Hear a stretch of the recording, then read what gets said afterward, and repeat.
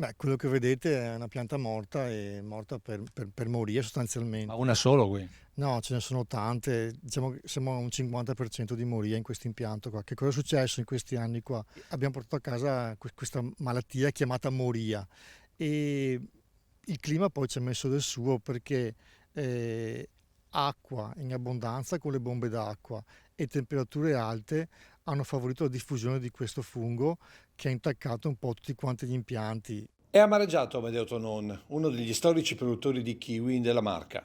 Amareggiato perché una moria così in tanti anni non l'aveva mai vista, ma soprattutto non vede una soluzione a questo fungo che continua a diffondersi anche dalle piante che arrivano dai vivai. Un po' come la flavescenza dorata, insomma. Una specie di fluorescenza dorata e dobbiamo sostanzialmente sostituire gli impianti e cambiare tipo di porto innesto resistente a questo fungo. Significa investimenti importanti che però non tutte le aziende sono riuscite e riescono ad affrontare, con il rischio che molti impianti sono stati abbandonati o verranno abbandonati. La caduta di produzione quest'anno è importante, si parla probabilmente qua di un 50-60% in meno di produzione, però negli anni cosa è successo? Che la moria non ha generato produzioni e PLV soddisfacenti per gli agricoltori e gli agricoltori nel tempo hanno tolto il kiwi perché non avevano neanche i soldi materiali per reinvestire.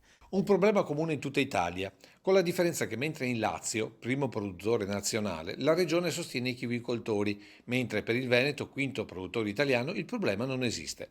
Da qui l'intenzione della categoria di non mollare comunque, la politica, in particolare l'assessore all'agricoltura Federico Caner. Qui hanno detto lasciamo perdere che tanto siete marginali rispetto al prosecco.